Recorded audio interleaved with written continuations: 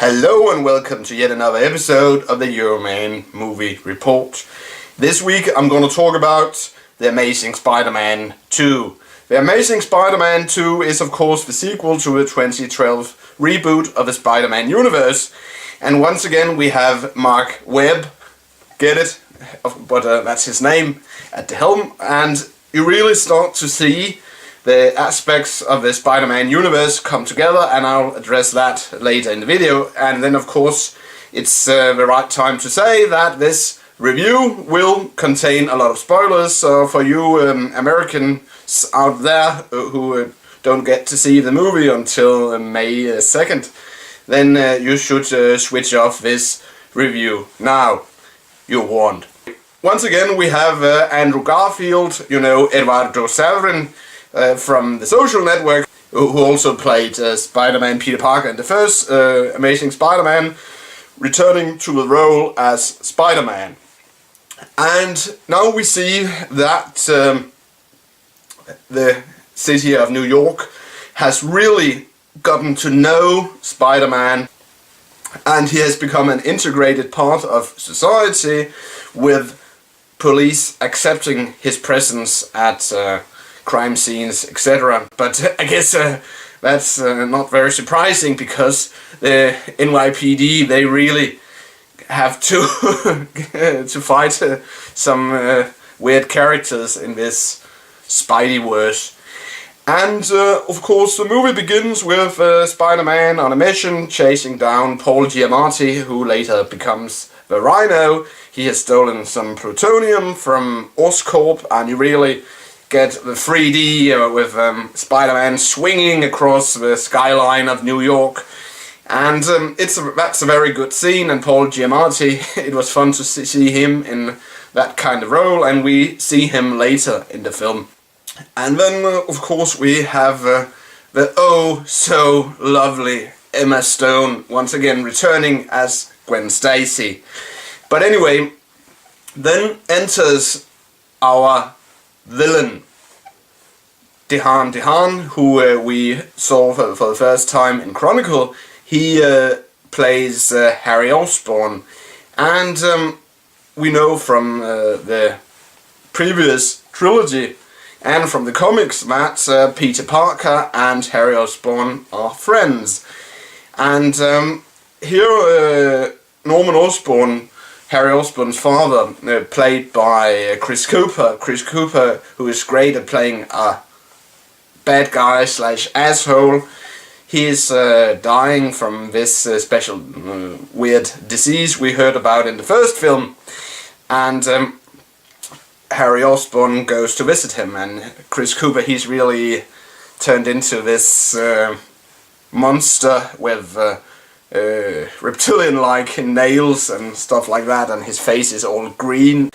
And he tells his son that the genetic disease which has caused Norman Osborn to turn green is passed down in the family, and immediately Harry Osborn, he becomes very upset, and he wants to find a cure. And also we get the whole backstory, what happened to Peter Parker's parents. There's a scene on board a private jet. I'm not gonna divulge very much about that, but it's a pivotal scene for what later happens in the film. And yes, and then of course we have Jamie Foxx's character Max, who becomes the unwilling villain Electro, and he's okay as well. He overacts a bit in some scenes, but that's I guess that's part of the character. I was somewhat pleased with this film, and the movie of course at the end, as you guys of course know, sets up for the Sinister Six possible film, and there's some, I guess there's also some references to the Marvel universe.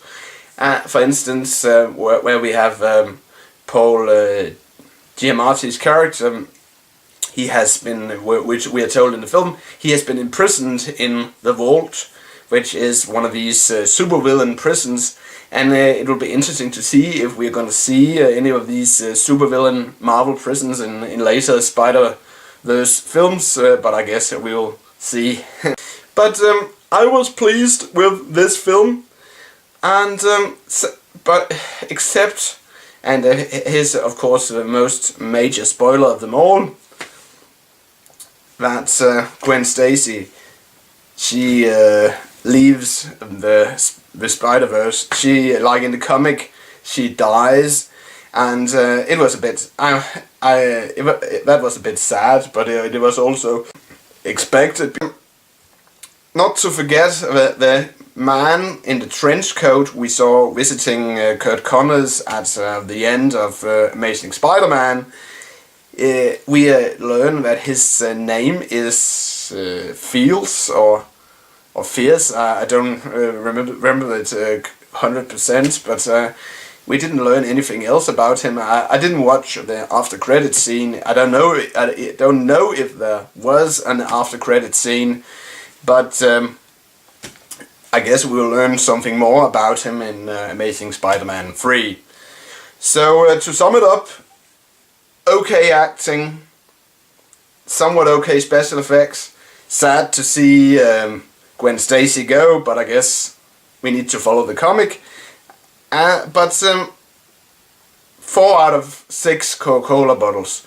That's it. Euroman of Euroman's Movie Report signing off. And don't forget, if you'd like to donate to my show, click the button in the description. And if you'd like to watch any of my other previous movie reviews, then click the other button in the description. But that's it. Euroman of Euroman's Movie Report signing off, and I'll see you in the next movie review. Bye for now.